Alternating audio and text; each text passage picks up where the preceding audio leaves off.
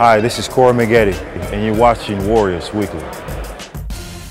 In part 2 of our Warriors Profile segment, Tim Roy sits down with Stephen Silas at his home in Alameda to see what the fourth-year assistant coach does to get the team prepared for a game, as well as his off-season activities.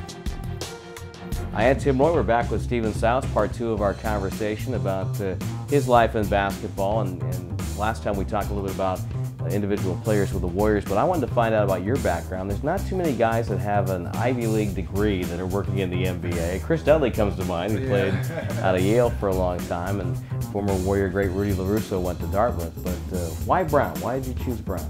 You know, it just happened to be the place for me. Once I got my good SAT score, there was Penn and Harvard and Brown and Dartmouth and all the Ivies were looking at me.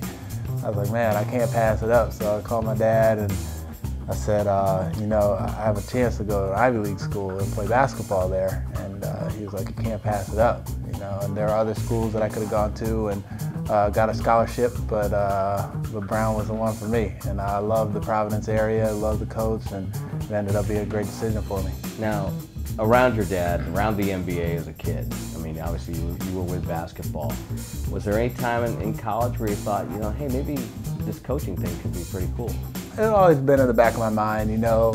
Growing up, I always kind of wanted to be like my dad, and he was a player when I was real little, and so I wanted to be an NBA player, and I always wore his jersey and all that kind of stuff. And then, you know, as I got older, he was a coach, and he'd be watching film and diagramming plays, and you know, talking about dealing with players and that sort of thing. And I was always listening, but I kind of always was thinking about being a player, you know. And then once I turned out not that good at basketball, I was like, well, I know a lot about it, you know, and I'm pretty smart. So I think coaching might be the deal. So I didn't really fall in love with thinking about coaching until he was in Charlotte, and he was an interim coach, and ended up getting the job the following year, and asked me if I wanted to scout. So I started scouting, and that's kind of where it all began. Now, as a coach in the summertime, not only are you working with the Warriors and their summer league and working with players in the off season, but you also take time out to do Basketball Without Borders. And I know you've been to 3 or 4 different continents doing that. Tell me a little bit about your travels and what is that like?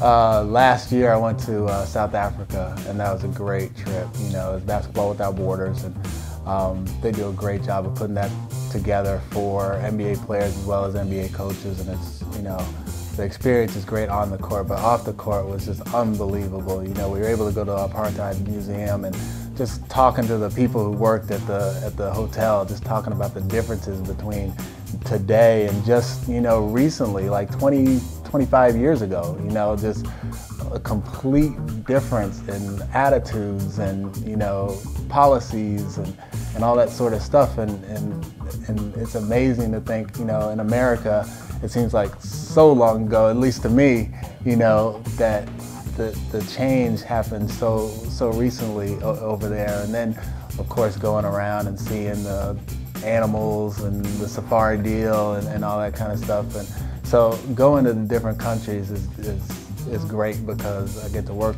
on my basketball and learn from other people and teach.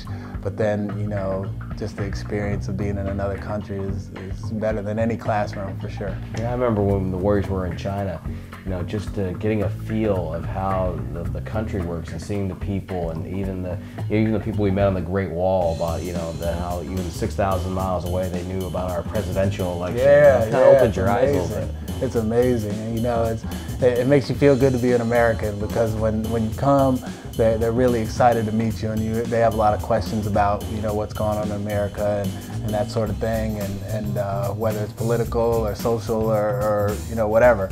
But it's great to go over there because they have just such a different perspective, because a lot of times their perspective is really international, as opposed to here we're kind of, you know, within our own little cocoon sometimes. But you know, you go to China, you go to Germany, you go to Africa, they're really just completely international.